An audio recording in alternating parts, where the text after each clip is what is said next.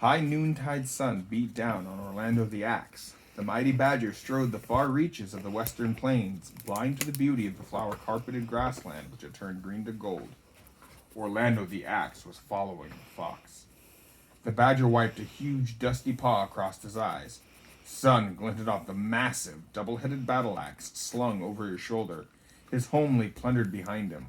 There was nothing left there except desolation and loneliness. Orlando the Axe was following the fox. 2 sunrises ago, he had passed the strange fox and his band. They had given him a wide berth as he trudged to the foothills of the mountains, seeking food and small rock plants which his little daughter Alma loved so much. Orlando feared no living creature. He had passed by the fox, not thinking that he had left a clear trail back to his den. The following morning he had returned home, laden with food and rock flowers. Alma was gone. His home was smashed and broken. Orlando the Axe was following the fox. 3 winters ago, his wife Brock Rose had died, leaving him to rear their little badger cub. Alma was the most precious thing in Orlando's life. He taught her of the seasons, the plains, and the mountains. Now, he had turned his back on those same mountains and plains with only one thing in his mind, to find his daughter and the creature who had taken her. Orlando the Axe was following the fox. Striding the wide spaces, the badger left a fearsome rumble start to build deep within his cavernous chest, a terrible sound that grew into a howling roar of pent-up rage and anger. It rebounded to the mountains across the sunlit plain as he shook the battle-axe aloft with one paw, his eyes narrowed to red bloodshot slits, which changed the whole world crimson in front of him. Orlando the Axe was following the fox. Book 1, Slagger the Cruel. Let's see how long this chapter is. Oh, it's a short chapter, okay. This is from the diary of John Churchmouse, historian and recorder of Redwall Abbey in Mossflower Country.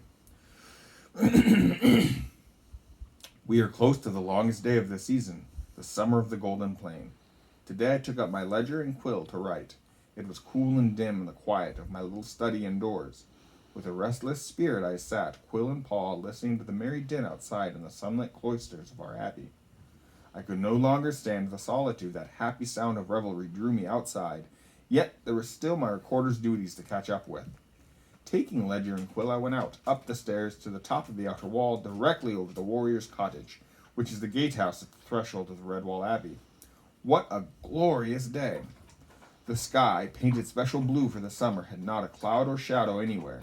The hot eye of the sun had caused bees to drone lazily, while grasshoppers chirruped and sawed endlessly. Out to the west, the great plain stretched away, shimmering and dancing with heat waves to the distant horizon, a breathtaking carpet of kingcup and dandelion mingled with cowslip. Never had we ever seen so many yellow blossoms. Abbot Mordalphus named it the Summer of the Golden Plain. What a wise choice. I could see him ambling around the corner by the bell tower. His, big little sound there. Habit sleeves rolled well up, panting as he helped young woodlanders carry out forms for seating for the great feast, our 8th season of peace and plenty since the wars. Otters swam lazily in the abbey pond, culling edible water plants, but mostly gambooling and playing. You know what otters are like. Small hedgehogs and moles were around in the back at the east side orchard. I could hear them singing as they gathered ripening berries or collected early damsons, pears, plums, and apples, which the squirrels threw down to them from high branches. Pretty little mousemaids and baby voles tittered and giggled whilst choosing table flowers, some making bright posies which they wore as hats. Frequently a sparrow would thrum past my head, carrying some morsel it had found or caught, though I can't imagine any creature but a bird eating some of these questionable items a sparrow might find. The foremole and his crew would arrive shortly to dig a baking pit. Meanwhile, the bustle and life of Redwall carried on below me, framed at the back by our beloved mossflower wood. High, green, and serene, with hardly a breeze to stir the mighty fastness of the leafy boughs, oak, ash, elm, beech, yew, sycamore, and hornbeam, fir, and willow, mingled pale, dusty, dark, and light green hues, the varied leaf shapes blending to shelter and frame the north and east sides of our wall. That was a really intense sentence.